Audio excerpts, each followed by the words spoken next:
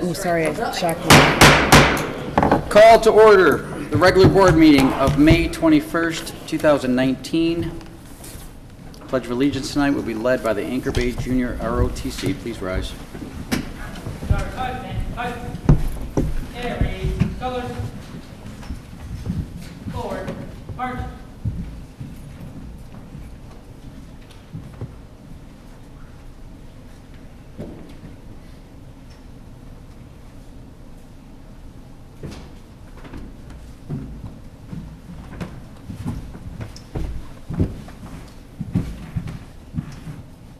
Guard. Post.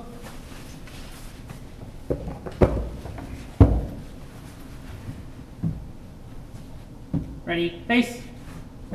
Present. Arms. I pledge allegiance to the flag of the United States of America and to the republic for which it stands, one nation, under God, indivisible, with liberty and justice for all. Order. Arms. Ready, face. Guide out.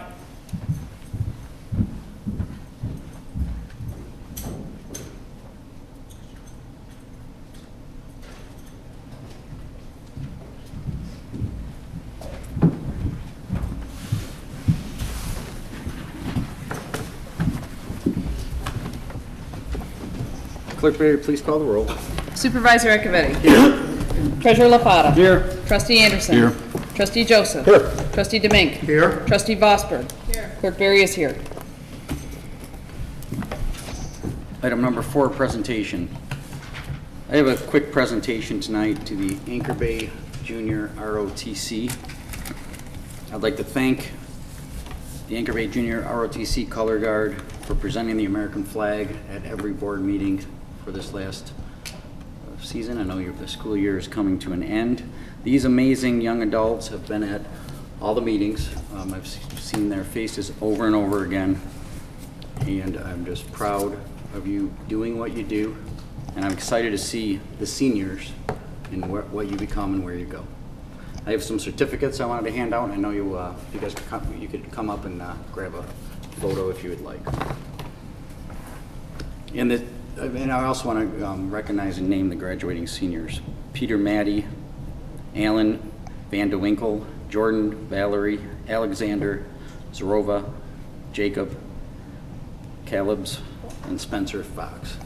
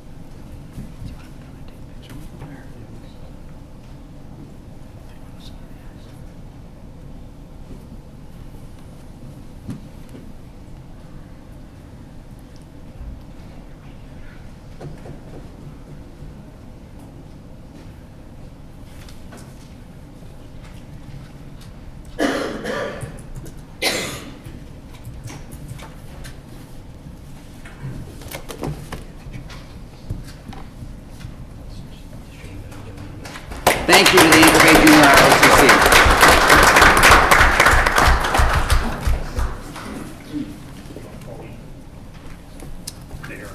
Okay. Absolutely. Renee Maddie. Is this the sister? Is this your guys' sister? We'll see you next year. I don't see him here. Gabriel Allen. Oh, Gabriel. Thank you very much. Sent to Sergeant here. Noah Ellis.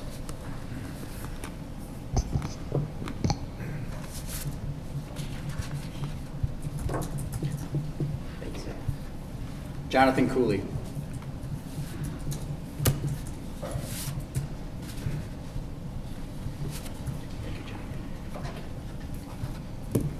Thomas Albright.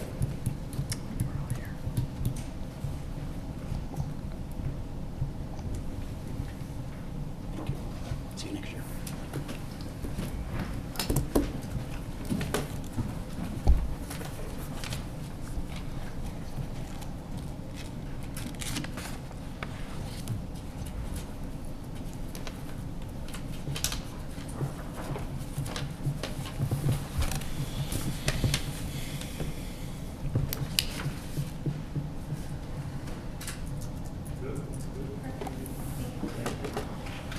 Thank you.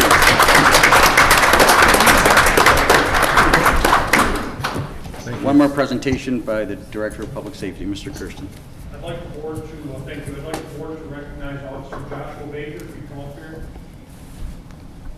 Give you a brief event that occurred. Josh would stand right here. I'd also like, in the crowd, I'd like to recognize his father, Auburn Hills Police Chief Jeffrey Baker. On April 10th, at about 16:30 hours, Chesterfield officers were dispatched to 23 Mile Road and I-94 overpass. Officer Baker was the first to arrive. Upon his arrival, he observed an individual who was dangling over the overpass, threatening to jump down or fall down into the I-94 freeway. Officer Baker took control of the situation. As other officers responded and shut traffic down, Officer Baker engaged the individual in a conversation. He calmed the individual. Officer Baker showed empathy and in a very dire situation. Officer Baker's actions undoubtedly saved this man's life. As the conversation that he engaged in, he talked the gentleman back over the overpass guardrail and took him into custody. He was treated at a local facility, and Officer Baker's actions went above and beyond what we normally see in our daily line of business. Officer Baker's conduct that day was exemplary and was to the highest standard that we demand at the Chesterfield Township Police Department. With that, I'd like to present Officer Baker with the Department Lifesaving Citation and this declaration for accommodation report forwarded to the personnel file.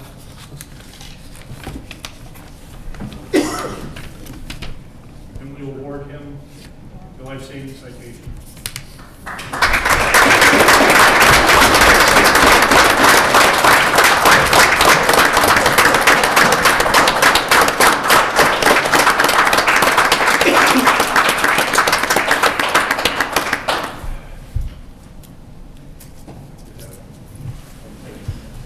Thank you, Officer Baker and Director Kersten. Department reports.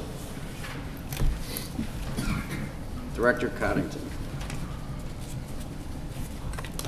Good evening, everyone. I just want to touch base on our situation out at the water with the water levels coming up. Chesterfield Township has been involved in giving out sandbags at our DPW location at 52216 Sierra Drive. You can pick up 100 sandbags per visit every time you come in. We have lots of sand out in the back there that you can help fill the sandbags, and we also have some employees assisting with that.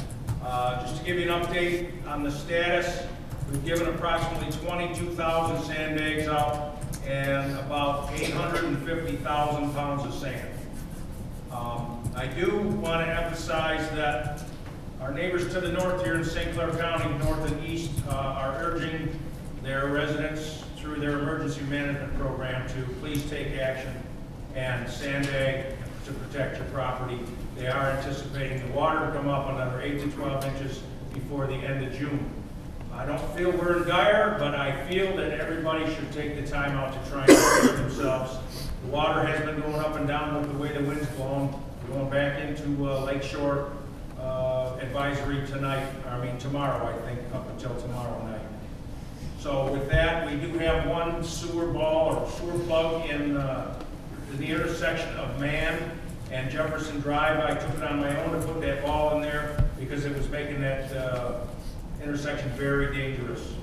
So now that's kind of under control, and they have put a pump in there, so they're pumping anything that comes down through the road drains now. I do have more balls and pumps available if need be coming up, but again, I want to emphasize to people, please start sandbagging. We can help you. We have sand located at our pump station at 4, trying to remember the address. It's the pump station on Jefferson, right next to the fire station there. We have sand back there, and we have sand at our DPW, and we also have sand at Brandenburg Park. So please take advantage and protect your property. Any questions? Thank you. Thank you.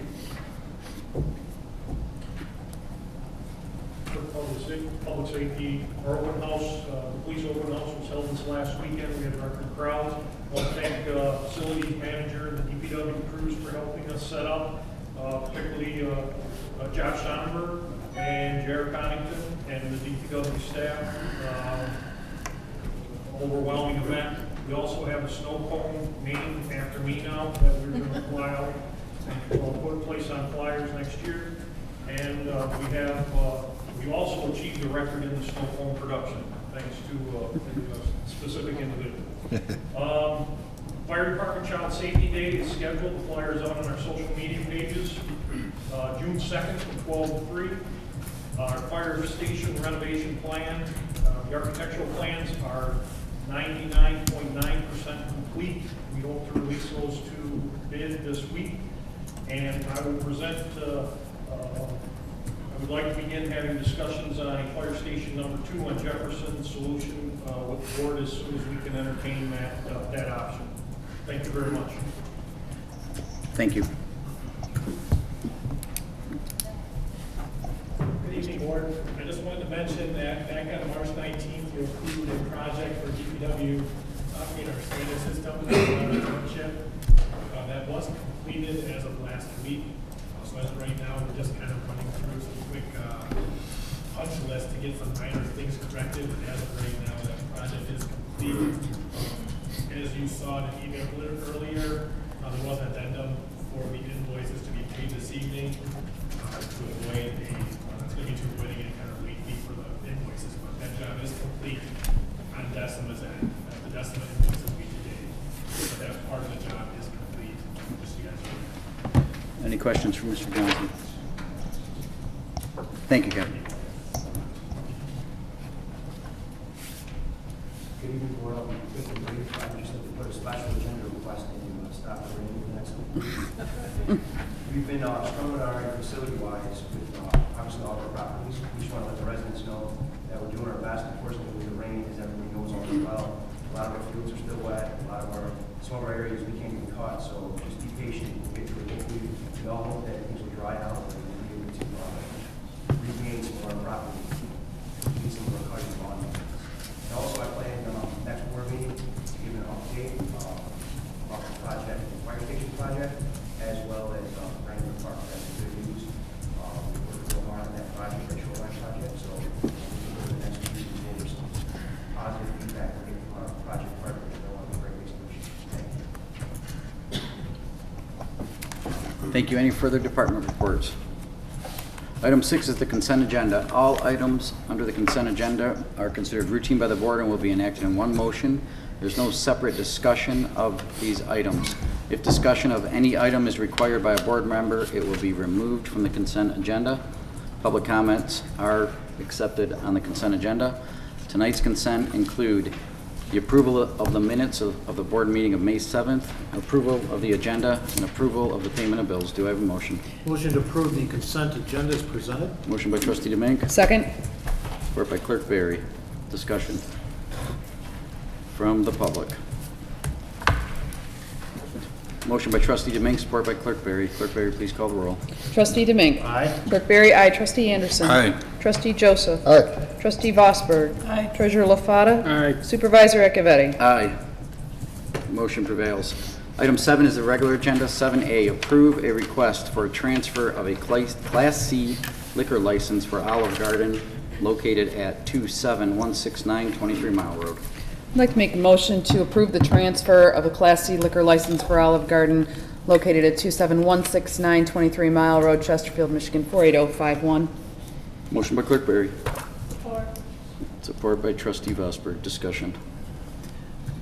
Clerk Berry. Mr. Supervisor, just comment that all of the applicable required documents have been received by the clerk's office and are present in the packet. If any board members have any questions, I'd be happy to answer them. Any further comments from the board? Motion by Clerk Berry, support by Trustee Vosberg to approve a request for a transfer of a Class C liquor license for Olive Garden located at 27169 23 Mile Road. Clerk Berry, please call the roll. Clerk Berry, aye. Trustee Vosper. Aye. Trustee Anderson. Aye. Trustee Joseph. Aye. Trustee DeMuynck. Aye. Treasurer LaFata. Aye. Supervisor Acciavatti. Aye. 7B, approve the vacation of a 2005 consent judgment involving a parcel of property located at 29050 Farwell. Do I have a motion? So moved. Motion by Trustee Joseph. Second. Support by Trustee DeMuynck. Discussion. Mr. Siegel, will give us a brief synopsis, if appreciated. I can tell you what I know, Okay. but the relief that they're requesting, I think, is acceptable based on my discussions with your building official, Mr. DeMaster. This lawsuit was filed back in 2004 by the township against several property owners in the area depicted in the photographs that are attached to your packet. This was a blight case. These involved several pieces of property where there was heavy blight and there were some buildings that were in terrible disrepair. Suit was filed. The board authorized it. During the litigation, the parties agreed to the terms and conditions of the consent judgment, which you have a copy of, which essentially required the property owners to eliminate blight. There were some homes that had to be, a home that had to be removed. Berm had to be built, and some other conditions, land balancing and landscaping. It's now, 15 years later. The photographs that you see in your packet show that the property is in a completely different condition today than it was back in 2004. All the blight has been removed. New structures have been built on the property.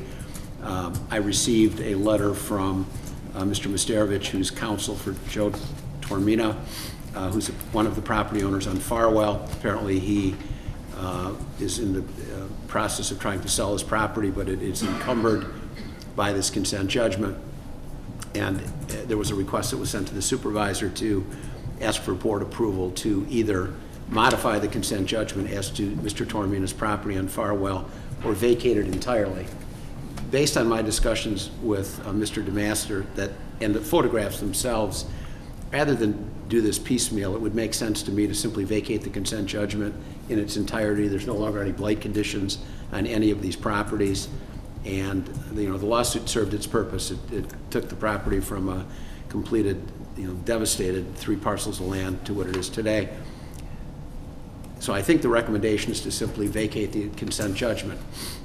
What you need to consider, though, is I think that should be done by Mr. Tormina. This is a consent judgment that has to be approved by the court to be vacated, and there's other parties involved. The County Board of Commissioners is an easy defendant, but there's some other individual defendants involved, including a trust. They're going to have to be notified that we're going to do this. And whether they're still around or not, I certainly don't know that. I suspect that a motion is going to have to be filed with the court asking the judge to vacate it, and the judge may require that notice be given by publication if we can't find these people. It's going to incur some legal expenses, and I would think the board would want that done by the property owner rather. I can do it, but they're making the request. That's your call, not mine. So I think if you're inclined to vacate the consent judgment, I think the direction would be either that the applicant proceed with it, and I'll simply appear in court and indicate that we have no objection, or if you want me to do it, then whether you want reimbursement from them, that's up to you. Mr. Supervisor, if I may, I'd like to amend my motion to include the stipulations outlined by Attorney Siebert, specifically that the vacating of the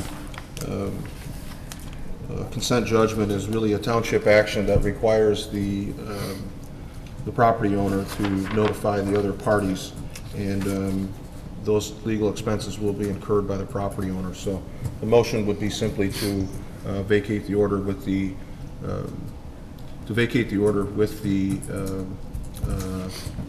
how do we word that? The defendant? To vacate the consent judgment with the moving party being Mr. Toromino and his counsel. That's it. That's what I wanted to say. Is there continued support, trustee DeMuynck? Continued support. Any further discussion? Motion by trustee Joseph, support by trustee DeMuynck to approve the vacation of 2005 consent judgment involving a parcel of property located at 29050 with the process being initiated by the petitioner. Clerk Berry, please call the roll. Trustee Joseph. Aye. Trustee DeMuynck. Aye. Trustee Anderson. Aye. Trustee Vosberg. Aye. Treasurer LaFata. Aye. Supervisor Acciavatti. Aye. Clerk Berry, aye. Motion prevails. Item 7C, approve a request from ABC Warehouse for an outdoor merchandising application variance for a 20-foot by 40-foot tent at 51600 Gratiot Avenue from June 16th till June 22nd, 2019. Business operating hours 9 a.m. till 9 p.m. So moved. Motion by trustee DeMuynck. Support. Support by trustee Anderson. Discussion? Motion by trustee DeMuynck, support by trustee Anderson. Clerk Berry, please call the roll. Trustee DeMuynck. Aye. Trustee Anderson. Aye. Trustee Joseph. Aye. Trustee Vosberg. Aye. Treasurer LaFata. Aye. Supervisor Acciavatti. Aye. Clerk Berry, aye. Motion prevails. 7D, approve a request from Freebies Fireworks for a vending license permit variance for a 20-foot by 40-foot tent at 50899 Gratiot for the sale of fireworks from June 24th, 2019 through July 5th, 2019. Business operating hours 9 a.m. till 10 p.m. Do I have a motion? Mr. Supervisor, I'd make a motion to approve the request from Freebies Fireworks for a vending license permit variance for a 20 by 40 tent at 50899 Gratiot Avenue, Chesterfield, Michigan 48051 for the sale of fireworks from June 24th, 2019 through July 5th, 2019. Business operating hours from 9 a.m. to 9 p.m. Is there support?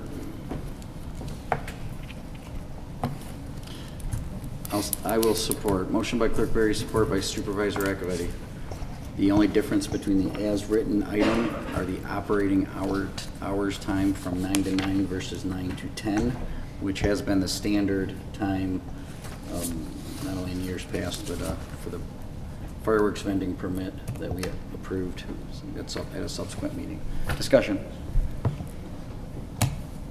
There's really not much we can do with this, I believe, right, Mr. Supervisor? In essence, we've approved a 20 by 40 tent with nearly the same operating hours, so then we start getting into what it is that the vendor is selling, which is not appropriate. So nobody likes these fireworks, but it is statutorily afforded to the vendor, and that's just the way that it is. So I don't see much changing, with the exception of some help from the state. Many more tools coming this August. I agree with trustee Joseph, trustee Anderson and I, Director Kersten and legal counsel are looking at it, and hopefully we can get something in place by August or September to alleviate these problems next year. Motion by Clerk Berry, support by Supervisor Acciavatti. Clerk Berry, please call the roll. Clerk Berry, aye. Supervisor Acciavatti. Aye. Trustee Anderson. No. Trustee Joseph. Aye. Trustee Vosberg. Aye. Trustee DeMuynck. No. Treasurer LaFata. Aye. Motion prevails. 7E, approve a request from Freebies Fireworks for a vending license permit variance. Huh? Oh, motion passed. 7E, approve a request from Freebies Fireworks for a vending license permit variance for a 20 by 40 tent at 33157 23 Mile Road for the sale of fireworks from June 24th through July 5th. Operating hours 9 a.m. to 10 p.m. Mr. Supervisor, I'd like to make a motion to approve the request from Freebies Fireworks for a vending license permit variance for a 20 by 40 tent at 33157 23 Mile Road, Chesterfield, Michigan 48047 for the sale of fireworks from June 24th, 2019 through July 5th, 2019. Business operating hours from 9 a.m. to 9 p.m. Support.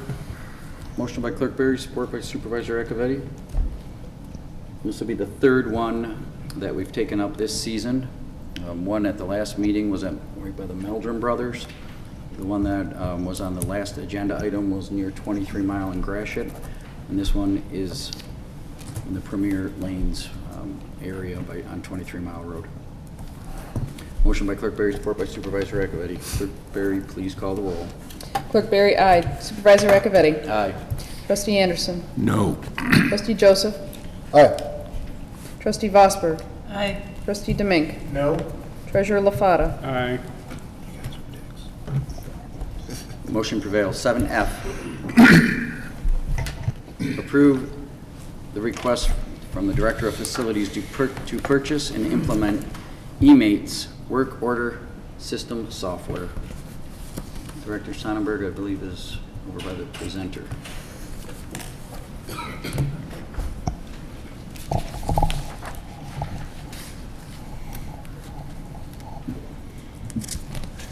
So I have a real quick presentation to go over the software that we're talking about. This software in particular is basically a work order software, but now we do so much more. This is part of our push towards best practices. This is like the industry standard. I've come from a large background, large facilities. This is the basic foundation of what you have with most facility management teams. So we did a lot of research. I apologize.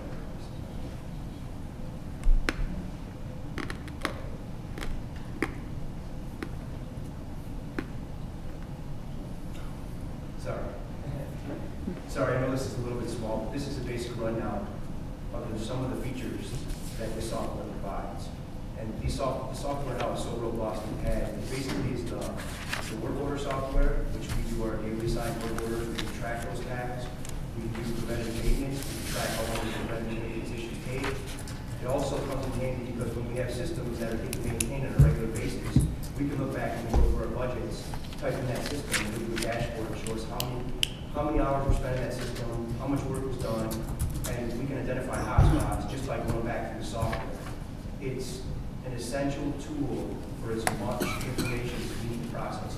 The hard part about this is the implementation. There's a lot of work in doing this right. In other words, the right way to do this is you go around all your equipment, enter all the model serial numbers, and basically the time purchase, what it'll do is it'll calculate remaining useful life. Like for example, if we had a rooftop unit, the system would basically come to you and say, it's a 20-year rooftop unit, average life is 25 years, with the amount of work orders over the last couple of years, we recommend that you don't extend the life and you look at replacement. So it just is a check and balance for us all the way across. We've done, and I want to thank our new member of our facility team, Lee Smith. She's done a ton of work on this. We reached out to every local municipality. We went through 12 different vendors, and she's got a monster spreadsheet if you'd like to see it, and it's basically all the checks and balances all the way across the board. And we've narrowed it down to eMate, which eMate it's a large company. They do several large Fortune 500 companies where they manage their software. It's the best bang for our buck. There's other ones that were more detailed, like Upkeep. I'm familiar with Angus. I've used all these softwares before, so I know them well. But we were pleased with eMate. We were pleased with their service. We were pleased with their cost. We went through like a 22-point checklist, basically, to go over it. And then we met with a lot of our team because we wanted to make sure we weren't purchasing the software, and we already had another software that had the same capability, just to make sure that this was separate. It was for our use, but it also had a dashboard feature that would be wonderful for accounting and future reporting. So I apologize if you can't see this, but this is just an example of some of the way it captures data and how it shows and just the other amenities that the software provides. I can go into more detail if you have any questions. And what's great for us is this runs out with the mobile app, so we can in real time, we can send work orders out and guys can check them off, and then we can see how long they take. And what this allows us to do too is even for a future planning, like when we run out and we run crews, and we could say, okay, look how many events we set up last year, look how much time we did planning for events and setting up events, and look how much time we spent cutting grass, and look how much time, and we can tailor our workforce, and then we can judge when we do cost analysis on future, if we want to get another employee, or if we want to move a crew leader or an employee to another department, we can do that in our own group. So this is a cost breakdown, and for us, after looking at all the other options, it was pretty reasonable. It's $9,700 for the first year, which includes a $4,000 setup. And the setup is a lot of work, like I mentioned before, because there's a lot of data that's got to be fed into the system to make it work right. And what the system will do too, just to provide even more detail, like when we take a picture, or when we do a work order and we enter the maps, it'll drop a pin every time we do a work order. Like let's say we had to clean up an area, it'll drop a pin. I can look at a map and see a pin every time a work order was completed. It's pretty fascinating stuff, the amount of detail you can get with this software now compared to where they were years ago. So the cost moving forward would be $5,700 a year, $5,700 to $60 a year, which you can see what that includes. It includes 4 administrative users, 7 tech users, and unlimited building tenant requests. What that means is we'll set up a login where you'll be on your computer at work and you'll be able to put in a work order and it'll go through our system. So everybody in the building will have access to this.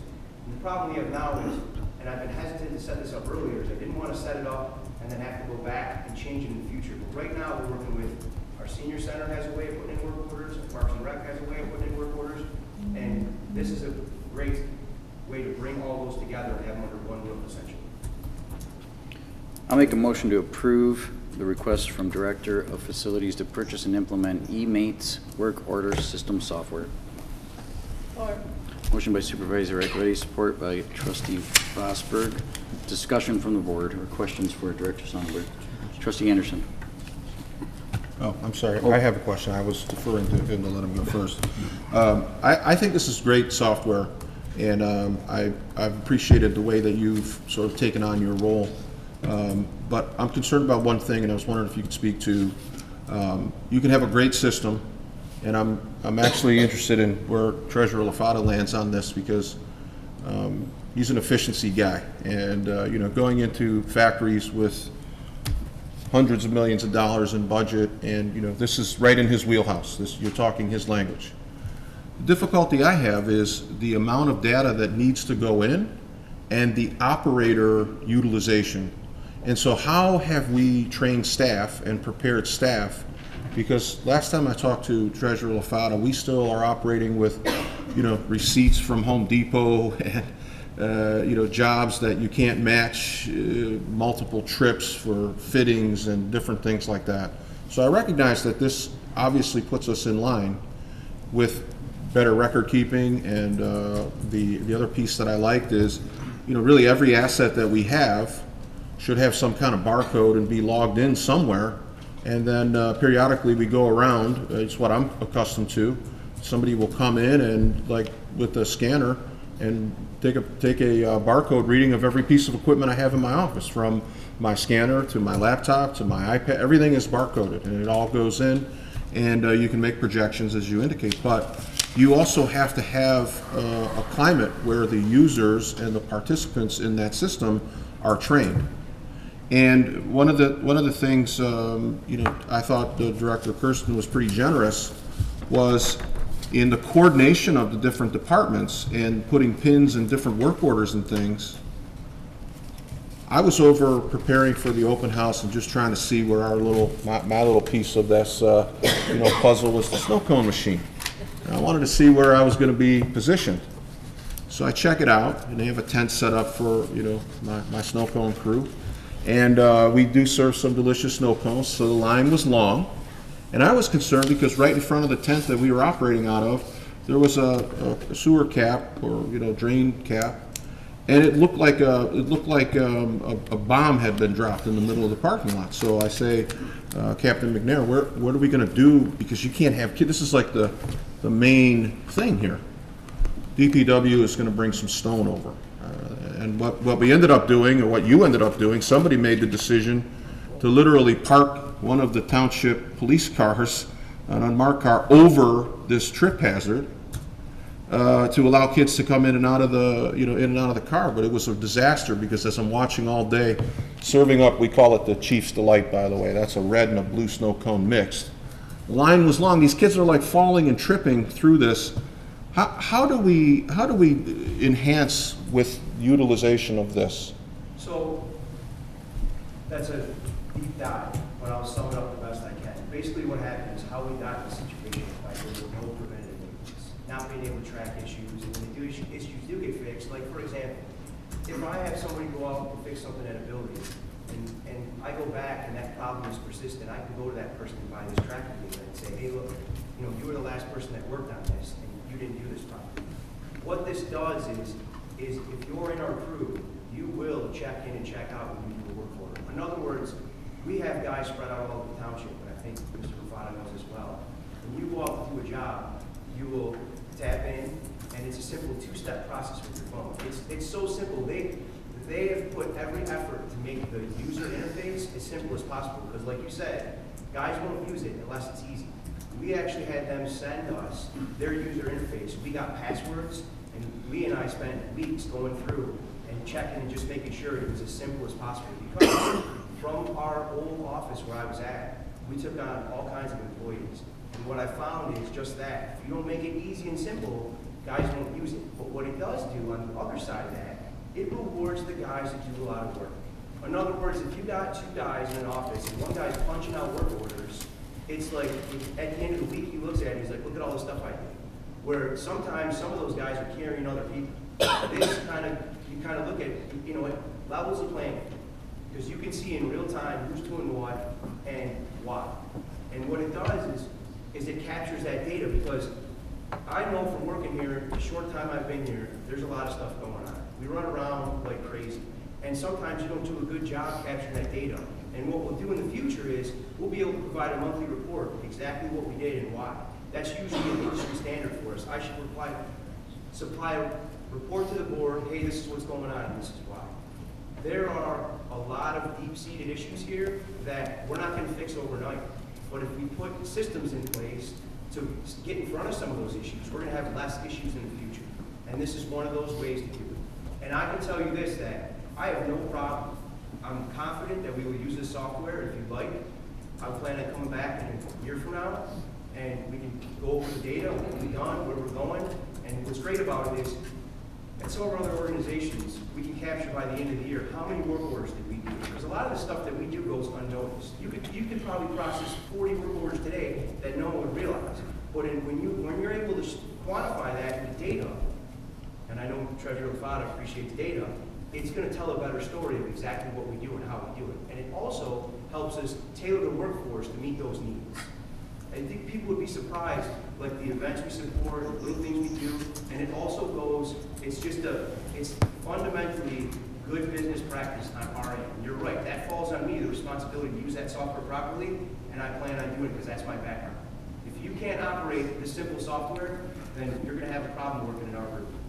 Can I just, I have a couple more deeper questions, but when you say we, just for clarification, who are you talking about when you say we? Which department and what we are you referring to? I'm not an I guy, I'm a we guy. Yeah. So I'll always say we. In other words, when I say we, I mean our staff.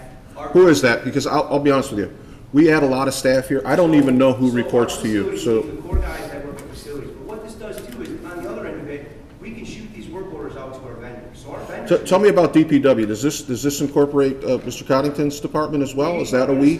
We are going to start with our group because that's what we're familiar with. Who is that? So that's all the building and facilities grounds guys that we have, and the seasonal staff, and the vendors. Basically, all the facility-related work that we do is going to be run through the software. How many FTEs are you talking? How many FTEs are you talking there? Ballpark. What? Ballpark. Well, we have 5 right now because we're short a couple guys. There's a couple guys out, and we've had a couple guys leave. Okay, I don't want to monopolize this. I'll wait for the next We'll round come of back. questions. Thank you. Trustee Vosberg. Thank you. On the front page of the request, it shows that there should be an IT review attached. If there's one there, I recognize it. Is this compatible with? Yeah, this is a web-based software, so it's backed up and stored on the web, and it really won't be stored in our system at all. So, it will be web-based, so that we can access it from any device, anywhere, anything. Right. It's basically an app that gets loaded on your phone. Okay, so is but do our phone, whatever device someone's gonna have, be it a tablet, a whatever, iPad, do those have the capacity to operate that? Absolutely, yeah. iPhones, Android phones. they Okay, all- is that, what happened to that? Should there have been something attached? Well, I know we spoke with Cody, but I think when Lee was putting, she's new to the team, she put the process through. We did have meetings with our finance team, we had meetings with everybody, like I said, just to make sure that we weren't purchasing the software that we already had something that we could use in place of it. And we did speak with IT, but there's really no relationship, I apologize, that's in there. They should have really no, I mean, they got the software just to make sure it'll work, we'll have no issues, but other than that, it's kind of outside of what. No, to me, that is it, and if it's a web-based software, that's fine. In fact, that's better in many ways, but we want to make sure our devices can operate that software, because there is some web-based software that older phones can't utilize, so that's, but they have told you that it will work? Absolutely. Okay, just for it would be helpful to have that in the packet. Thank you. Thank you, Mr. Supervisor. Treasurer Lofado? I think this is like a step forward, and it'll give you the tools to control and understand what maintenance you are getting done, and the pace, who's doing it, and if you need more or less manpower to do it.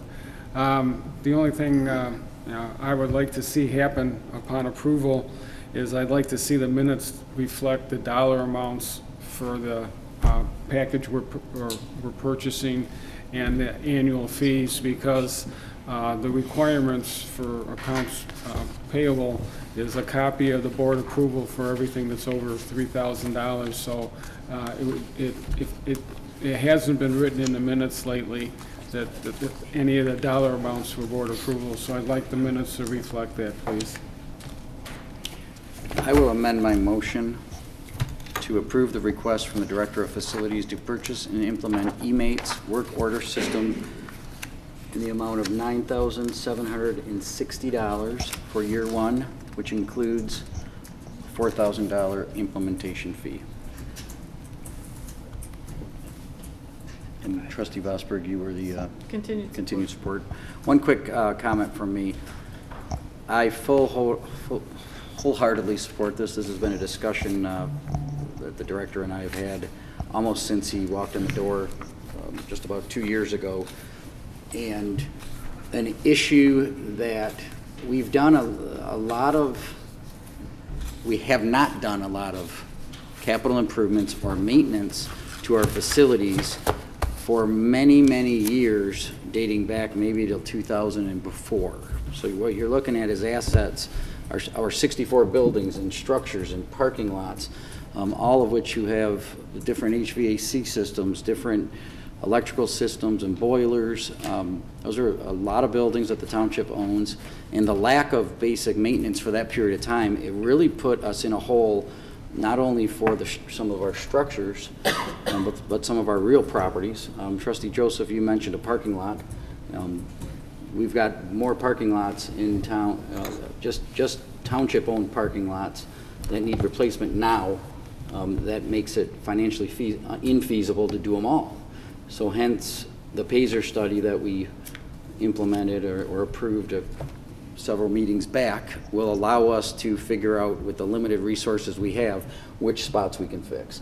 And I do know the PD parking lot is going to be very high on that list. So I support this fully. I think it is going to pay dividends well into the future. And I have full confidence in our facilities director that the data, not only going in but coming out, will have immeasurable value. Trustee Joseph? Yeah, thank you. A couple of examples, or maybe you could walk me through, a specific on how you would utilize this. And I'll give you an equivalent, and then you tell me how it would fit in with the, so I really wish Supervisor had brought up the PASER study, because we were very excited to give somebody $10,000, and I could have told you that a little girl waving from the bottom of a pothole in the parking lot didn't need a $10,000 PASER study to tell you that that was a problem. But at any rate, when a work order is made, so there's a request from another department, of your department, or in a lot of instances, you'll work cooperatively with DPW.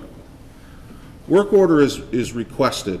So this event that we had, and we've had others around the township, but there's a request for picnic tables. There's a request for some assistance from DPW for the police open house. The director makes a request. What's the process? So how does it, where does it go? So it goes in our system, and When you say ours, it was DPW guys bringing picnic tables and dropping the stone, no? no, so it would go into the facility system Okay, that we would manage and we would control. And depending on that request, you can take that work order and it can be immediately sent to one of the employees, depending on what that work order is. For example, if there was a fleet request, it would go directly to the fleet manager, and I could think who wanted to be copied. we have a fleet manager now? No, we're working on that process. Oh, okay. Because, look, best practices, I can tell you that from my standpoint, we're understaffed. So I'm just gonna be honest. I mean, I've staffed facilities, and I can tell you that if someone in the public thinks that we're understaffed, please come see me, because I wanna drive you around township. We are understaffed. I just wanna be absolutely clear on that, because I work here every day, and it gets to the point where you almost get to your breaking point on how much work there is to do and the manpower we have to do it. So in the future, you'll see, I'll come with requests, and we're gonna partner with contractors, we're gonna do a lot of different creative things. That's part of this process. That's where this work order system is gonna give us the best data to justify those things moving forward. Maybe I'm wrong, from my background in facilities, that we're overstaffed, but I think this data is gonna show you that we're understaffed. Just let you know. So I want to use this data instead of opinions to justify some of these things that I'd like to do in the future. And what's nice about this is, let's say, for example, the police facility. Can you just walk me through the example I gave you? Like, so the work order comes in, how in this system would it be utilized? So that's what I was getting at. So what happens is work order comes in. If it comes in, let's say Brad's got a request for picnic tables. It's going to come into the facility system. What's going to happen then is, depending on how we channel those requests, that's how when we spend the $4,000 setting up the system, it's going to go into our system, and our facilities department can send it out to certain people, depending on the schedule, and then that person would get that request. They would acknowledge that request, and once they started working on that request, they would hit start, and when they were done, they would hit done, and the completed work order would go in.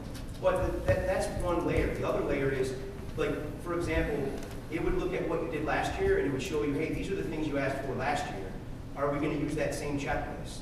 And then next year, it speeds that process up, because we can use the checklist from last year, the work orders from last year, to already plan for next year. And we can see how much time we spent moving picnic tables to the PD, and really see if that's a justified expense or not. So just last comment, if I may, Mr. Supervisor. So the understaffed, overstaffed, my wife's had me working on project after project, and I've told her that we're understaffed because I'm the service delivery guy. So we got to take a look at what it is that we're trying to do.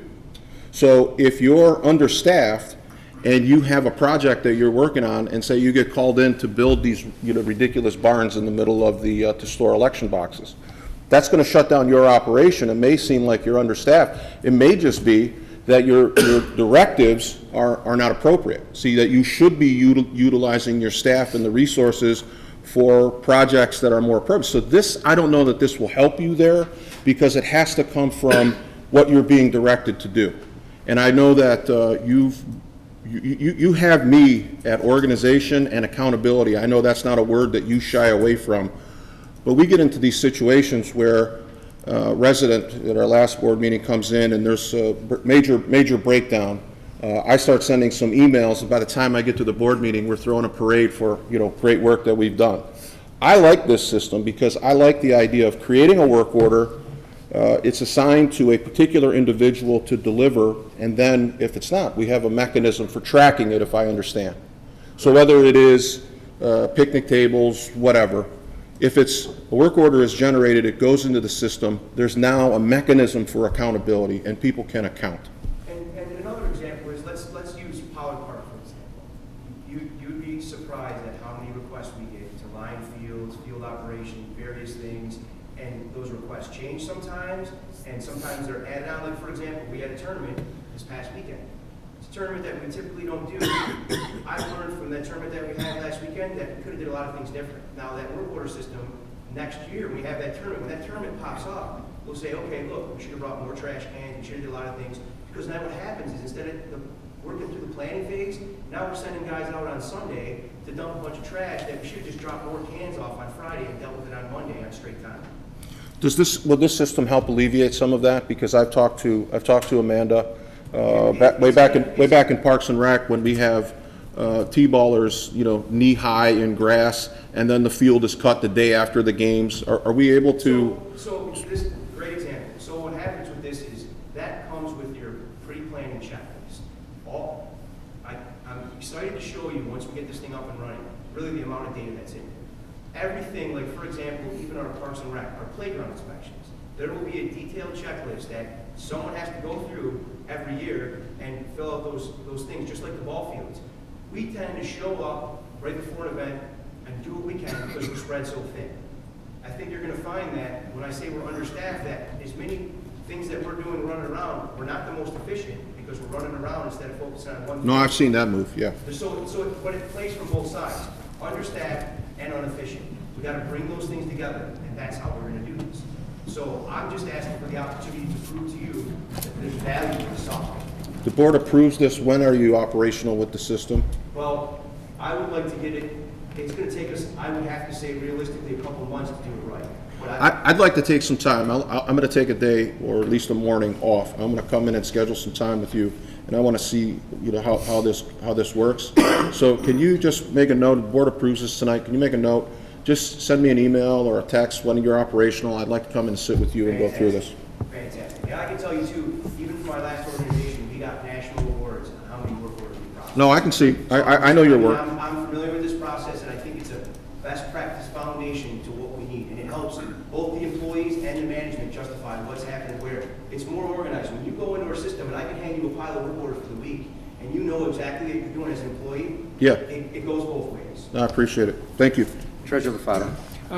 This software package, I would hope, and I think it does, for every asset, it's going to track the spending and what has been done to the asset. Like Conti comes out and works on the boiler, so we're going to see all the expenditures against that one asset. It doesn't matter whether it's internal or external repair, it should track that so that we know we're getting into a point where we look at, we're putting hundreds of thousands of dollars in a boiler, we should have spent $100,000 to replace. But I hope this includes that type of tracking. So what it's going to show for us is basically the first component for us is get the labor allocation under. So we can go through and track how much labor was spent, how many calls were made, but we're not going to put the financials in it immediately, but we are going to put the labor. So we can go back and see how many times it was called, and that'll all be organized. It's not necessarily going to send a number right away, but in the future we will have that. But the great part about it is, what it'll do is it'll tell us how many times it was done and all the reasons why. So it will track that, and in the future that's part of it. And there's asset tags. This is a best practice to start. It's like a good foundation. We're going to build on that. And also with our fleet maintenance team, it'll track vehicles. Like when we, for example, we start marrying our fleet together, and let's say somebody in the building department has an issue, they're just going to send in the work order. We're going to be able to track that work order, see how long that work order's been in process. If someone calls about a dead battery, that battery should be fixed right away. And I can go back and say, okay, we got this work order. Why isn't this getting done? I mean, just from simple to complex, it covers the game. Motion by Supervisor Acciavatti, support by Trustee Vosberg to approve the request from the Director of Facilities to purchase and implement eMates work order system software at a cost of $9,760. Clerk Berry, please call the roll. Supervisor Acciavatti. Aye. Trustee Vosberg. Aye. Trustee Anderson. Aye. Trustee Joseph. Aye. Trustee DeMuynck. Aye. Treasurer LaFatta. Aye. Clerk Berry, aye. Thank you. 6G, approve a request by the Department of Public Works to approve a 3-year maintenance agreement with Cederu, the asset management software for public works, at a cost of $29,838. Do I have a motion? So moved. Motion by Trustee Joseph, support by Trustee DeMuynck. Director Johnson. Good evening, Board. As you guys be aware that Senator is our asset management software program for our water and sewer infrastructure. As the agenda item suggests, we're requesting a 3-year maintenance agreement. In case, I also included costs for 1- and 2-year subscriptions in case the board wasn't comfortable with a 3-year subscription for the program. Also, to note, I know that each invoice or each quote shows a subscription term of June 1, 2019 to May of 2020. But I will amend that date to reflect a 1, 2, or 3-year period. They did tell me that over the phone because I didn't have time to get that adjusted before it went to the agenda. Just for clarification, we've been through this. My motion was to support a 3-year contract, but we're not paying $29,000 up front. We as a policy adopted we're not paying for things 3 years out, correct? This is a, or was that what you were addressing? In order to get the discount, we need to pay it up front. In order to get 50% discount, we need to pay it up front. So if the board was not comfortable with that, that's why I also included a 1-year option in case that was something the board wasn't comfortable with. But this is the way that their agreements are set up. They're annual, full payment up front. We chose the 3-year just because we'd be saving over $5,000 by doing a 3-year subscription.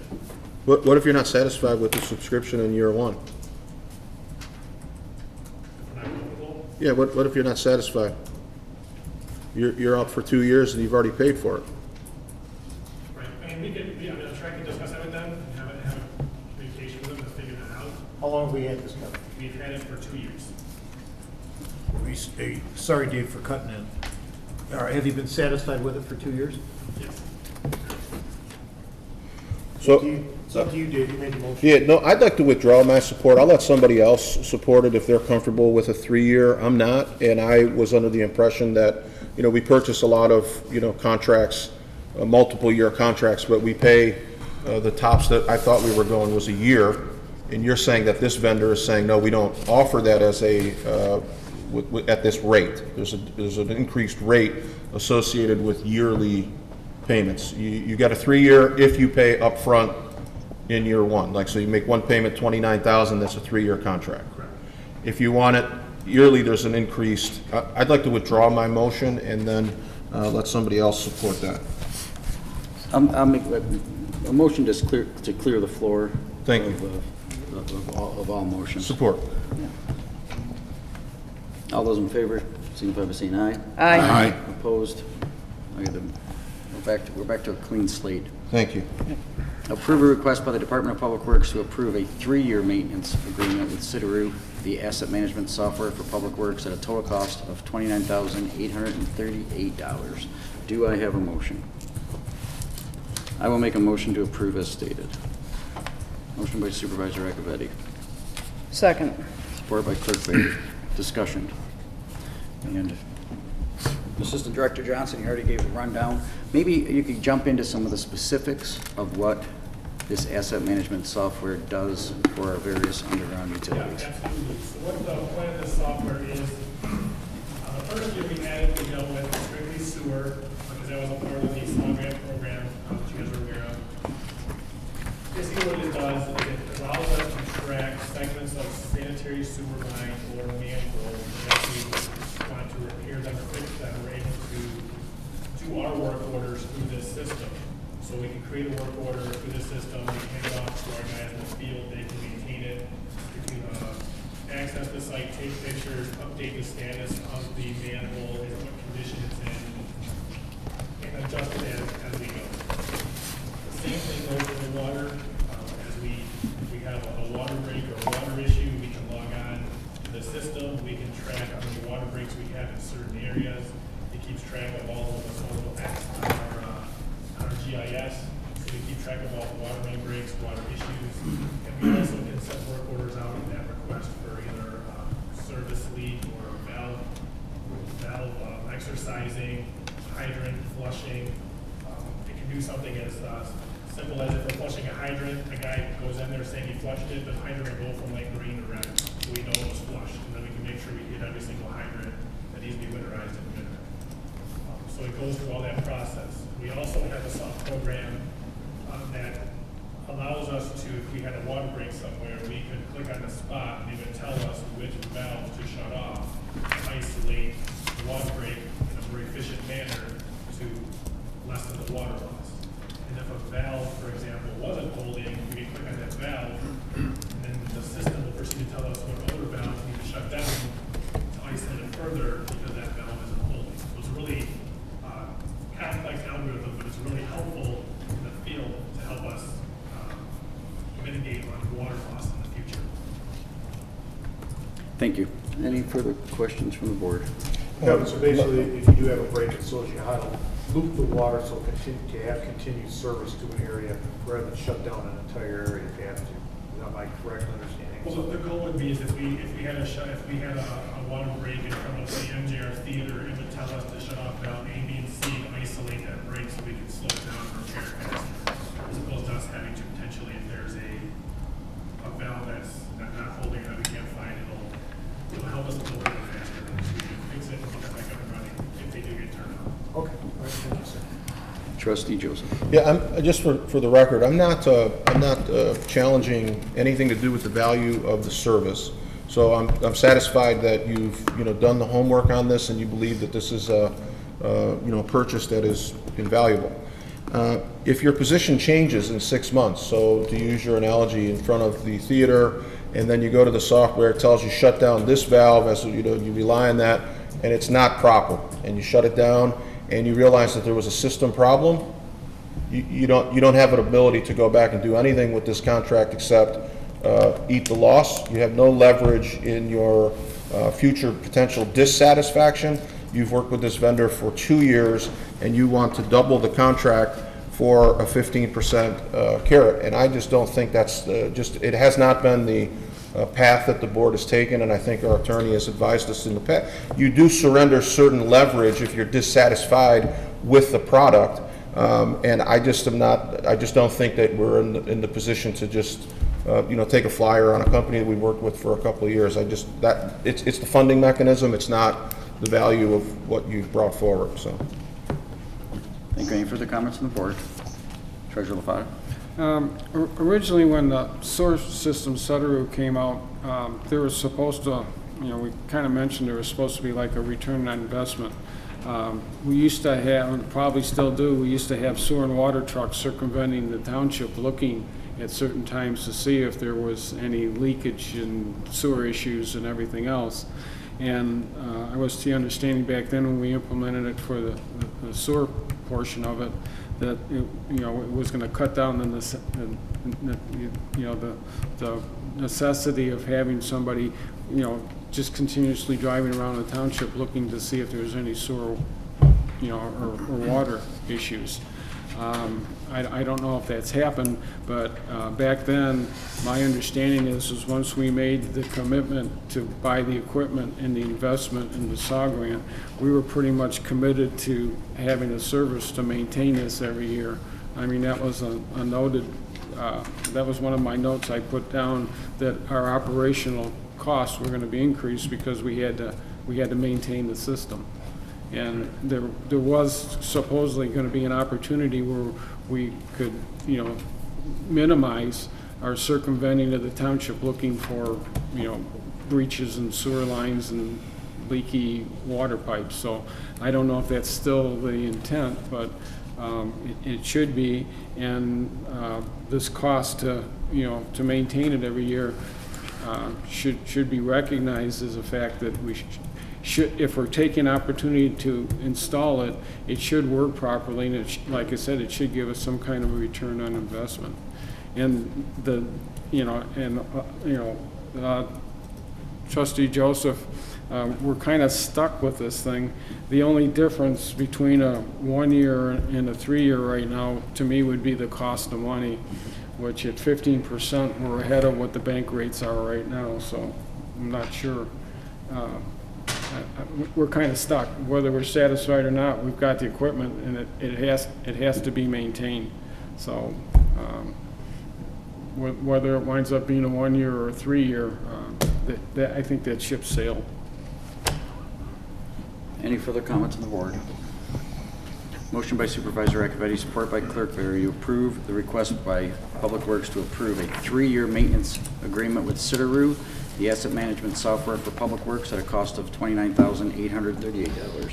Clerk Barry, please. I just one other thing, though, can we add the amount to the minutes so that it reflects the... Yeah, it's in there too, for a total cost of $28,838. This motion, or this agenda item, it was in the previous one, I added it in. To approve the agenda item as stated by Supervisor Acciavatti, support by Clerk Barry. Please call the roll, Clerk Barry. Supervisor Acciavatti. Aye. Clerk Barry, aye. Trustee Anderson. Aye. Trustee Joseph. No. Trustee DeMuynck. Aye. Trustee Vosberg. Aye. Treasurer LaFata. Aye. Motion prevails. Thank you. Item 7H. Approve the attached employment retake. Approve the attached employment agreement for Victoria Bauer, Finance Director, as a result of the March 29th, 2019 opinion issued by the Michigan Employment Relations Commission. I'll make a motion to approve the employment agreement as submitted. Support. Motion by Supervisor Acciavatti, support by Trustee Vosberg. Discussion. I don't want to monopolize this, so I don't want to be first if there's somebody else that has something, Mr. Supervisor, but I have a question and a comment. Go ahead. Thank you. The recommendation for the approval is referenced in the Employment Relations Commission opinion, and I see that as a completely secondary issue.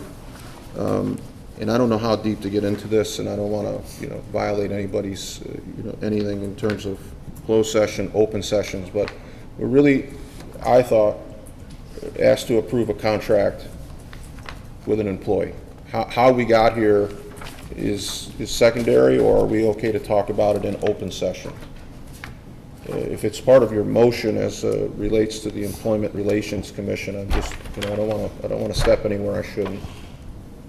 Okay, Trustee, if I may. Director Duchesne. The information about the prior conduct and the work hearing was just there to make sure clear and transparent information is there, and why this one is being addressed today in a collective bargaining association environment. So it isn't related, and it doesn't put us in any kind of jeopardy to talk about that decision. If you want to go into executive session, we can talk about that decision.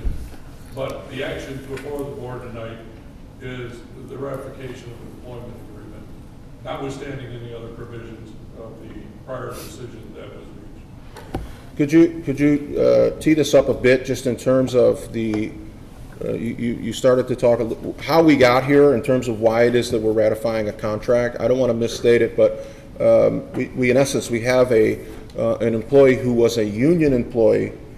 The ability to be a union or a non-union was contested, and it resulted in an arbitration opinion, an order coming from an arbitration panel that individual, the township asserted, should not be a union employee, and that position was upheld, and that's the necessity for now we have a previously unionized employee who is no longer a union employee, and this contract is to keep that employee in the same job position, Yes, and this is the compensation for that.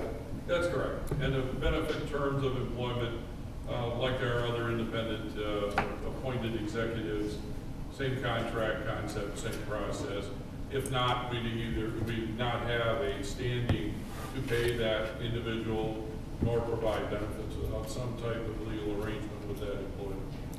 The contract that is proposed, as I've read it, in my opinion, is a substantial increase in compensation. It is additional cost for the township when compared to the previous contract. The ability to be non-union and also then be compensated in the same way that other like positioned people, her former union, is a disconnect for me. And the concern that I have is in terms of the negotiations with other employees this creates a problem for me. We effectively argued in front of a arbitration panel that this was a non-union employee. We win. We make that case. It was not cheap to make that case. We spent considerable expense. It wasn't an effort to reduce the salary. I'm not advocating for that, but it created a problem for our finance director to not be part of the negotiating team, if you will. So there were some issues involving trustees or other members of the board being able to go to the finance director and get data and numbers regarding our township finances, which we would then go into negotiations with that same individual. And I think it was an appropriate position to see that as a conflict. It was not the intent of the employee to do that. That wasn't something that she thought was a great idea. In the end, after over a year of testimony and evidence as to why our case was strong, the panel agreed with us. Why are we enhancing the contract, and what are we saying to the other unions and the other employees? Did we use comps? What was the basis for this arriving at this? Because it seems to me it's the best of everything.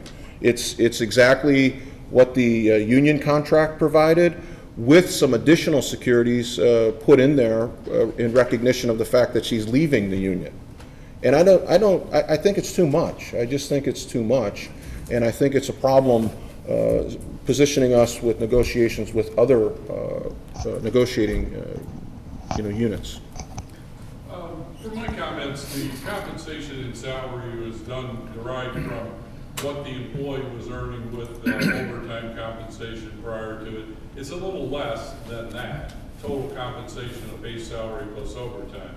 So we arrived at a number I think is supportable based on comparative, reasonably situated people in reasonably similar situations in southeast Michigan and in fact in Michigan.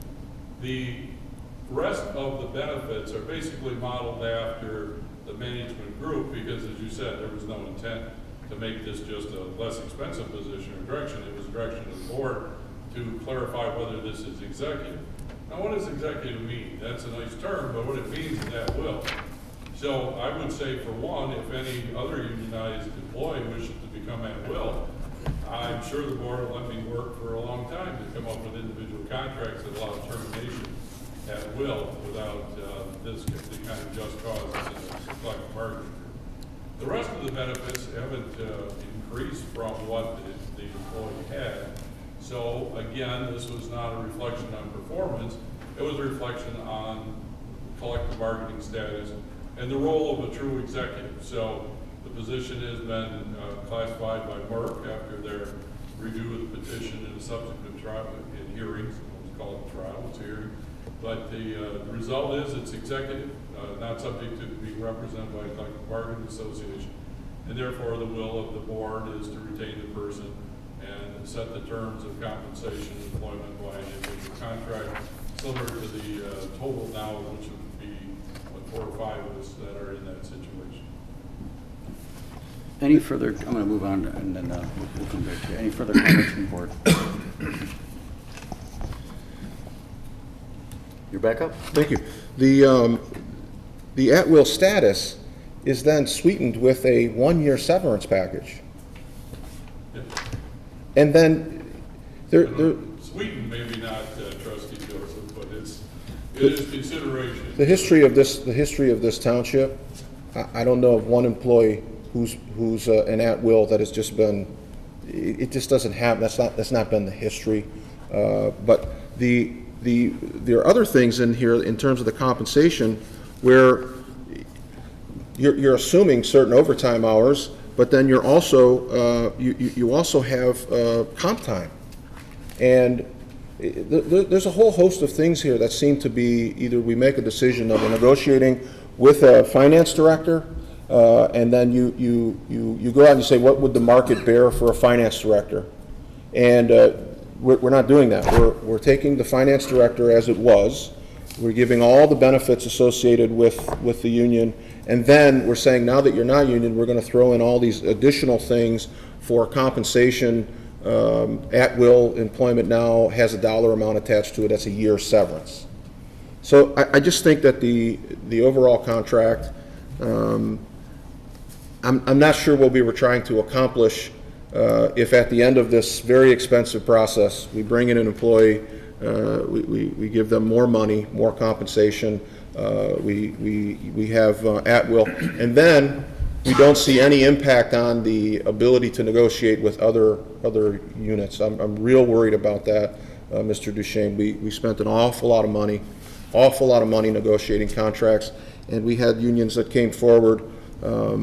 We're very interested in ratifying contracts very quickly, and then we went through a very exhaustive arbitration process. We heard about this at our Treasurer Lafada's Community Enlightenment. We had a lot of employees, probably 40 employees that came forward, and were very dissatisfied with how they were treated, and I think this is another slap in their face, and I really am troubled with this contract. Any further comments on the board from the public? Motion by Supervisor Acciavatti, support by Trustee Vosberg to approve the attached employment agreement for Victoria Bauer, Finance Director. Clerk Berry, please call the roll. Supervisor Acciavatti. Aye. Trustee Vosberg. Aye. Trustee Anderson. No. Trustee Joseph. No. Trustee DeMuynck. Aye.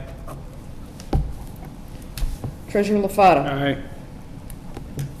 Clerk Berry. No. Motion prevails. Item 8, addendum. There are no addendum. Item 9, public comment. Please limit your comments to 5 minutes.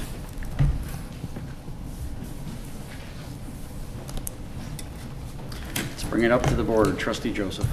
Thank you. First, I'd like to congratulate and give my heartfelt gratitude to Officer Baker. His work out on 94, as the chief said, did save lives, did save a life, certainly that night, and the impact and the ripple associated with that event is something we shouldn't take lightly. So thank you, Officer Baker. Chief already mentioned the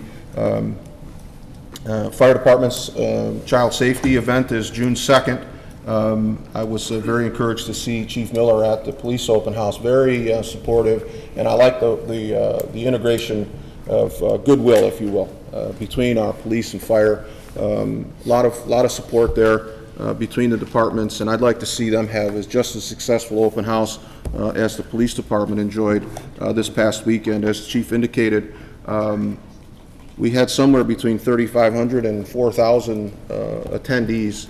The lines were long to see all the exhibits, and really did enjoy the snow cone station. I was there with our 2018 Volunteer of the Year award recipient from the Friends of Chesterfield Police, Mr. Dylan Riker, and he was serving up red snow cones were code red, the blue were code blue, and a mixture was something he called the Chief's Delight, and he would tell people that the combination was the Chief's favorite flavor, and by the end of the afternoon we had kids coming to the table ordering a Chief's Delight. It was really quite an event, and the support that our department now receives from the community and the volunteer army of the Friends of Chesterfield Police is really just, it's incredible to see how far we've come in the last several years. I'm very, very proud of our public safety department.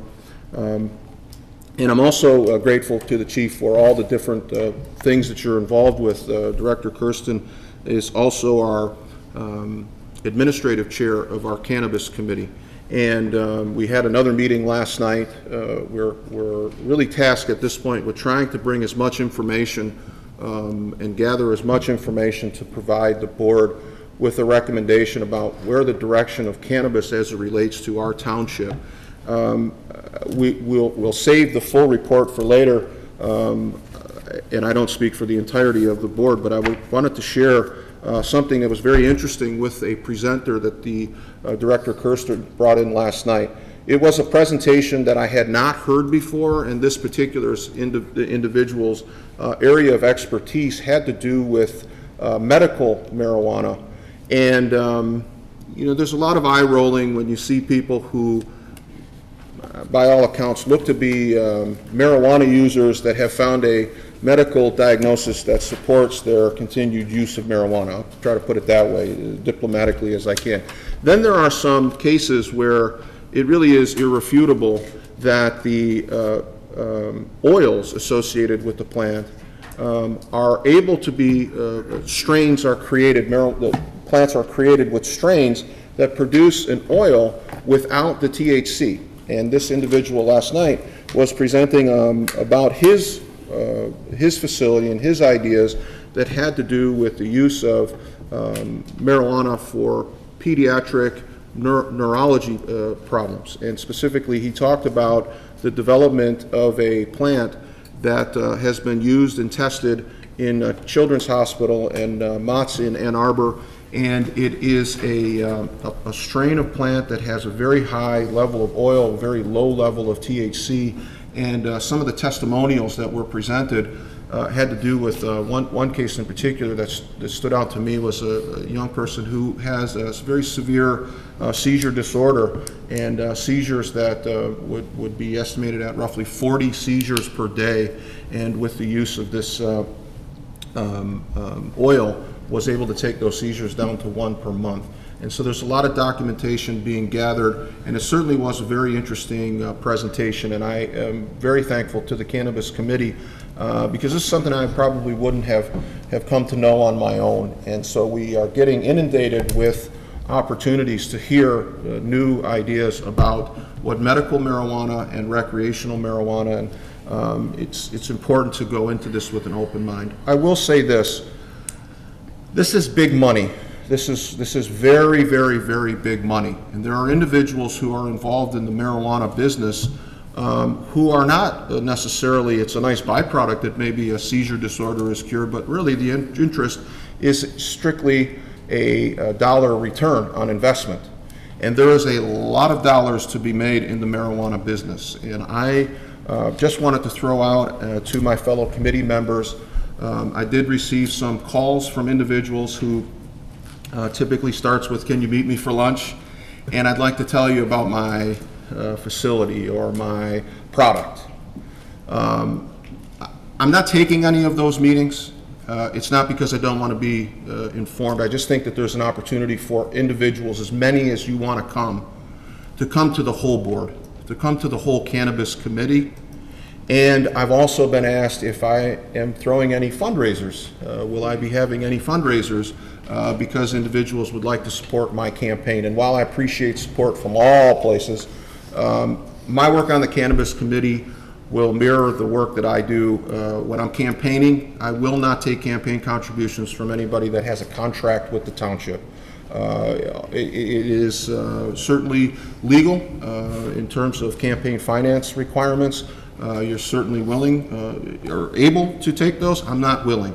I want to vote, and I want to make a recommendation to this board as we move forward in our work, and it's very, very, very, very enlightening work. I want to make a recommendation that is clean and as clean as possible. I will not take any campaign contributions. I know Trustee Anderson and I have talked about this. I think he's fairly self-funded anyway, but I would encourage all committee members, Clerk Berry included, they're throwing money. They're going to throw money, and there's some pretty heavyweight players in this, and I think it would be inappropriate. And I would ask, for me, I can assure you I will not, and I would ask that nobody else on the committee does as well. And I would also like, speaking of campaign finance, I'd like to apologize. There was an article in the Macomb Daily over the weekend that listed a number of campaign finance committees that owe fees and fines to the county.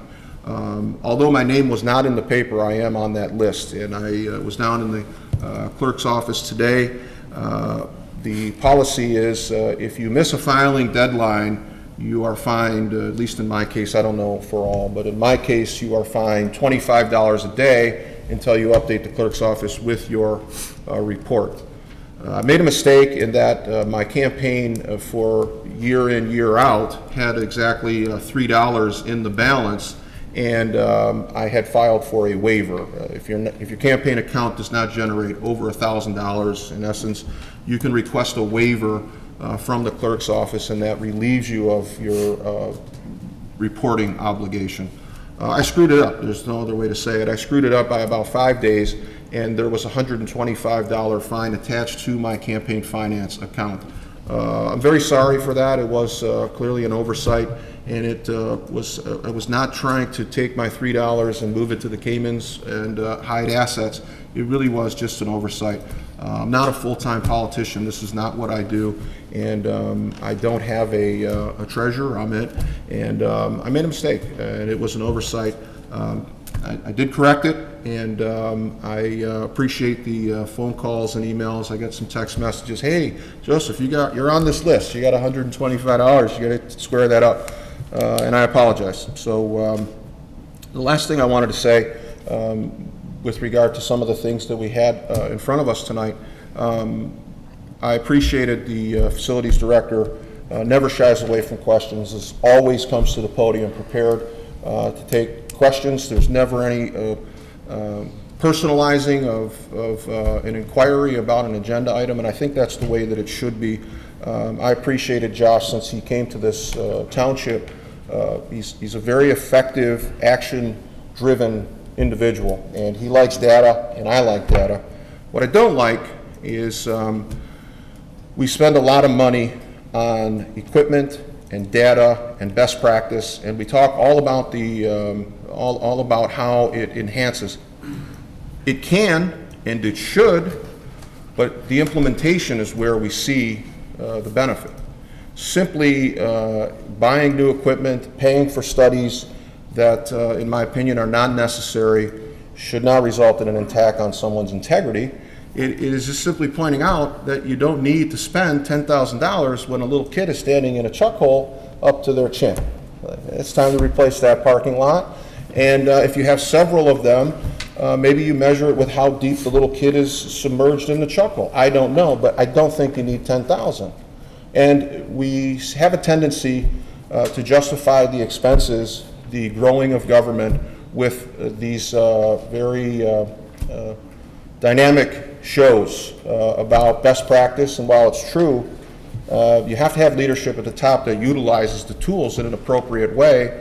Otherwise, you end up with that guy out on the golf course that has a bag full of equipment that looks like a PGA player should be hitting it, but every ball goes into the woods. You can't simply get excellence by buying it. You have to have leadership that steers the utilization of the equipment, the vendors, whether we're talking about top dollar labor attorneys or we're talking about PASER studies. You can't simply say it's best practice if you're not utilizing it properly. And I'm very, very worried about how we're utilizing things. And usually these criticisms are met with attacks, and I really don't want that. I'm not trying to attack anybody, but I think we got to look at how we're utilizing these tools and how we're utilizing these technologies and data systems and databases, and simply talking about best practices isn't going to cut it. I'm worried, as I mentioned in the discussion about the labor contract, because Treasurer LaFada's community enlightenment did result, and anybody who was there that night can tell you, you had about 30 employees that were really, really unbelievably outspoken, and they have had no problems letting me know their feelings towards me. So I'm accustomed to a certain level of candid. The concerns that they relayed were really they were troubling to me because they're deserving of contract negotiations that are consistent with some of the other units and some of the other employees. I don't know how it's going to go this round, but I see it being very, very difficult. So, Director Duchesne, your work's going to be cut out for you there, because there's a lot of people going to be coming to the bargaining table with a lot of "me too," as they're called in the business. Me too. What about me? And I think they have some legitimate arguments. And again, the growing of government is disturbing to me. But I'm not the person making those calls. I didn't even know that there was a fleet director. There's just people added to the employment roles.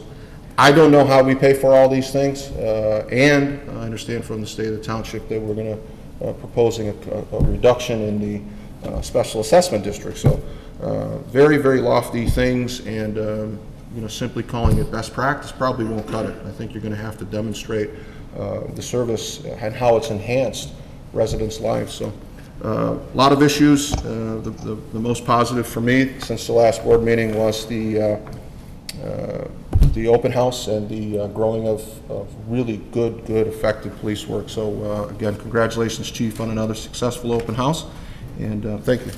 Trustee Anderson. Thank you. First thing, Mr. Joseph, I'm in total agreement with your remarks regarding the Cannabis Committee taking any, the potential of taking any donations from those folks. We should be totally objective in this endeavor, and I'd like to remind you mentioned our next cannabis meeting is Monday, June the 24th, 6 p.m. here, public invited. It's a public meeting. Wish you would show up. Also, congratulations to Officer Baker. Good piece of police work. You probably saved a life there.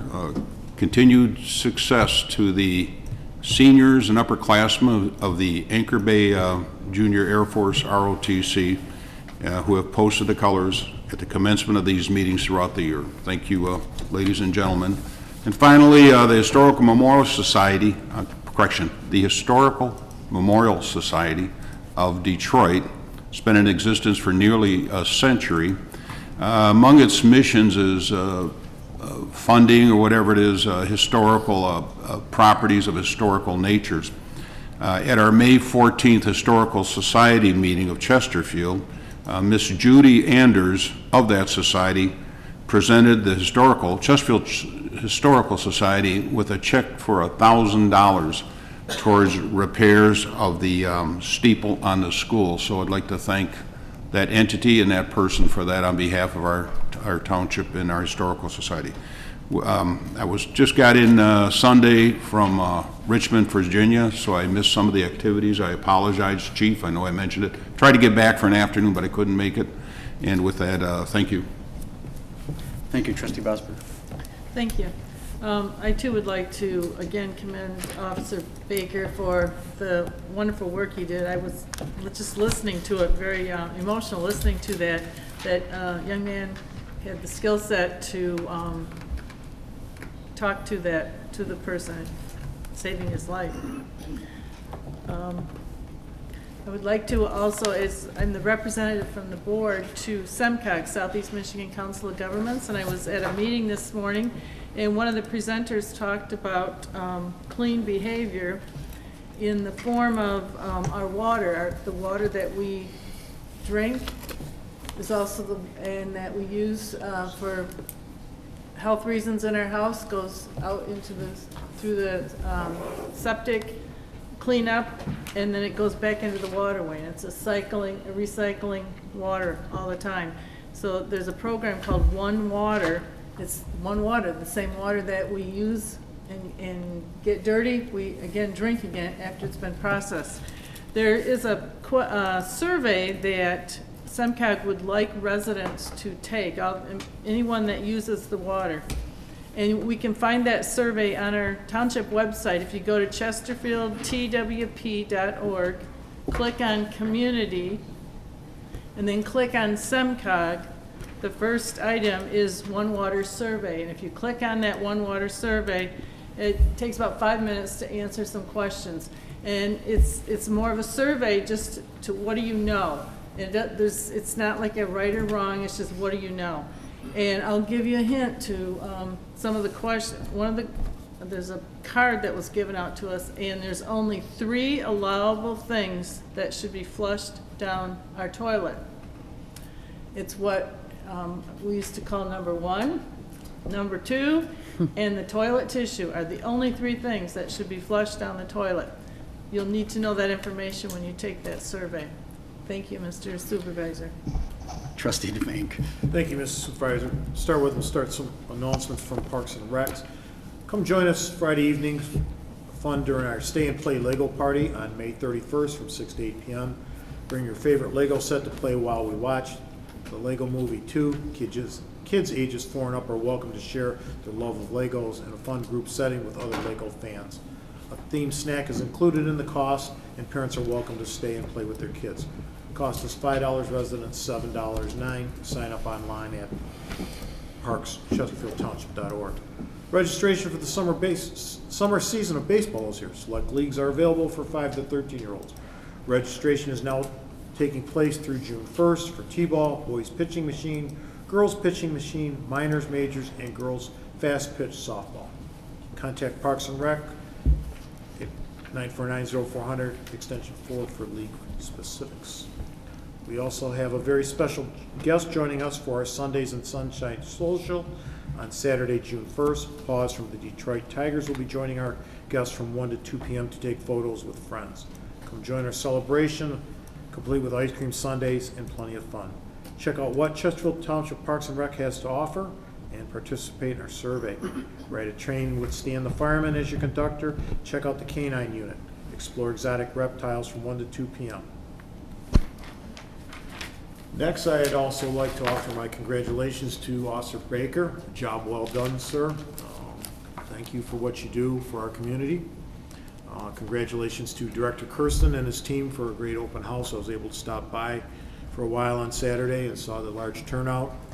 Saw David doing a snow cone thing. Next thing is what Director Coddington talked about, these lake levels. Folks, it's serious. A lot of people in the township think this is a joke. It's not. Someone told me, DeMuynck, you're overreacting. Well, I think I've said it before.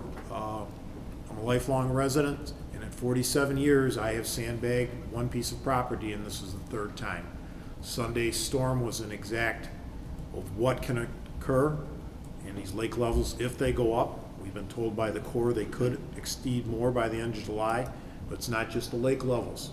It's the wind, southeast, southwest, or east, and it all depends where it's going to hit in the township. This is serious. This is not a joke. If you can't stop Mother Nature, you can control her some, but you can't stop. And JR and the team has done a great job getting the sandbags out and sand. And the residents, you got to realize you need to be prepared, because when everything lets loose, we're not going to be able to do anything for you. And last but not least, I'd like to wish everyone a happy and safe Memorial Day, and be safe, watch the traffic, and enjoy yourself. Thank you, Mr. Supervisor. Clerk Barry. Thank you, Mr. Supervisor. As many of you know, we had our school millage election here that affected 2 precincts here in the township in the New Haven School District. That millage passed by a total of 10 votes overall. So there will be a change to your tax assessment in that school district and that school district only. A couple of other things as well. This police open house, fantastic event. As we have in the past, representatives from the clerk's office were there with our table for our community outreach as well. We handed out voter registration applications. There was passport information that was disseminated as well. In addition to that, we were able to hand out information about our programs and activities and events that are going on for the summer. Some of those activities include our women's self-defense, which we are partnering, as we have for several years now, with our police department on. And that is Thursday, June 13th from 7 to 9 p.m. here at the township offices. That event normally books up almost immediately. I don't know if there are any spots available, but I highly recommend that you check our website, because as people drop out, there are slots that become available. So I highly recommend that you check that. It's a terrific event. Even if you've attended it in the past, it's always good to get a refresher on that. And usually we have one of my very favorite self-defense instructors, Captain Franks. They're doing the instruction along with one of his sidekicks, and they are always incredibly informative, very, very knowledgeable, and you'll actually learn a lot there, so I highly recommend that. In addition to that, July 11th, which is a Thursday, from 10 a.m. to 2 p.m., we will have our Community Shred Day. So if you have any records or documents that you have at home that you would like to have securely shredded, you can come and bring them here to the township offices, and we will be participating in a shred event where you can shred those records and documents securely. Lastly, and I'm most excited about this is brand new this year, our Veterans Services Day. It's our first Veterans Services Day that we are going to offer here in the township on Thursday, July the 18th from 2 to 5 p.m. I highly recommend anyone who knows a veteran, please encourage them to come out on that day. We will have representatives here from federal, state, county, local agencies, as well as community partners with resources to assist our veterans. Normally, veterans need to go to all different places, maybe downtown, maybe to Mount Clemens, various places to access the services and the resources that are available to them. And sometimes you have to take a whole day or days in order to do that. We're going to bring all of those entities here to the township for one day so that, that veterans can come and all of your resources will be here. It'll be a one-stop shop for you so you can participate in talking with all of those various resources without having to leave essentially your own backyard. You don't need to be a resident, simply a veteran, and we are very, very excited. We have over 40 participants already, 40 different entities who will be here to assist our veterans. And I know that we have a couple of veterans here on the board, and I'm very honored to serve with them. Treasurer LaFata, I know, and Trustee Anderson, both honored veterans, and I hope that they're going to be participating as well. My husband is a disabled veteran, so we are a military family too, and I'm very excited to bring this to our veterans here in the township. So please, if you know a veteran, if you know any veterans organizations or associations, please get that information out to them to let them know that we are going to have that resource available to them on that day. Thank you. Treasurer LaFata. Thank you.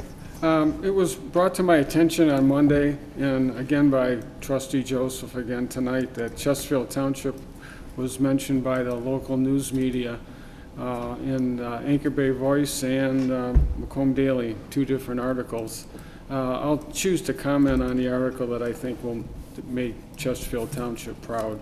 I'd like to acknowledge and commend the police officers, the Friends of Chesterfield Police, the firemen, a township trustee for their hard work that was put into the record-breaking crowd that turned out for the May 18th Police Department open house.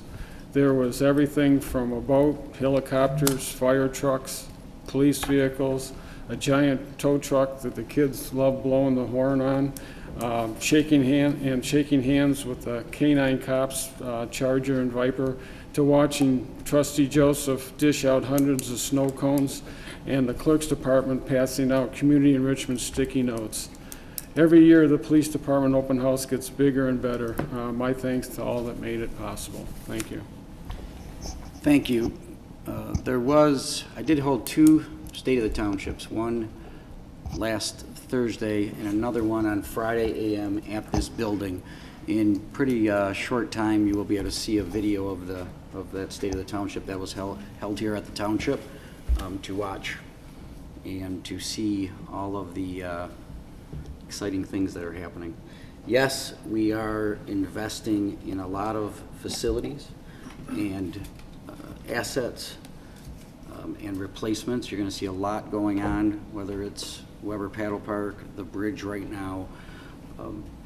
Lots going to be happening at Brandenburg Park, this facility for parking lots at some of our public safety facilities, fire station upgrades. So a tremendous amount of investments are going to get made into Chesterfield Township assets that frankly weren't made for 15, 20 years. So we're in a real big hole, not only with the public roadways in our township, but just about every building, structure, piece of land around. And I think you'll see if you do take the time, and it is a little bit long, and it could have been a lot longer to watch the State of the Township, how all the pieces of the puzzle fit together. I'm very proud of this team, from the management, the department heads, on down, for anyone who participated in this process. And it's been hard, and it'll continue to be hard. But I think you're going to see improvements in our facilities, improvements in the service to residents, and you're going to see a decrease in the millage rate. You'll see a more efficient, nimble government. And this doesn't just happen on its own. So a tremendous amount of work was done by this team. I think if you take the time to watch the State of the Township, you'll get to see all those pieces put together. One thing I do want to mention is this Sunday on May 26th at 2 o'clock, there'll be a dedication ceremony for the Marine Memorial that is out back in this building, the Marine Memorial in the back of this building. And it is, it's a fantastic memorial. It really has come a tremendously long ways in the last 2 years, and that memorial will be dedicated on this Sunday at 2 p.m. Happy Memorial Day this weekend. Next board meeting will be held on June 4th at 7 p.m. Do I have a motion to adjourn? Motion to adjourn. Motion by trustee DeMuynck. Support by trustee Vosberg to adjourn. All those in favor signify by saying aye. Aye. Opposed by saying nay. We are adjourned at 8:45.